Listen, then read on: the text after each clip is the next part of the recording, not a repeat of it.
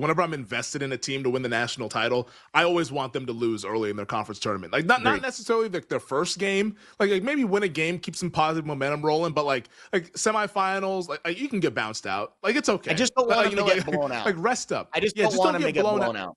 Don't get blown out, but like blown if out. you just bow out respectably, like it's totally fine. Like in fact, that's what I would prefer, because I don't want these teams having to like grind their way to like 3 games in 3 nights and all that stuff, especially when like some of these conference championship games, a lot of them are on Saturday, but some of them are on Sunday in the Big Ten and the SEC, to where it's like, dude, like that's Selection Sunday. You only have like 4 days, maybe at most 5, to get ready to roll for your first round game in the NCAA tournament, and then you're grinding from then on out. So like I almost prefer if teams lose. Like if you're invested in Auburn, or if you're invested in Florida or in Tennessee and one of these SEC juggernauts, I'm like, dude, like semifinal round, like get bounced.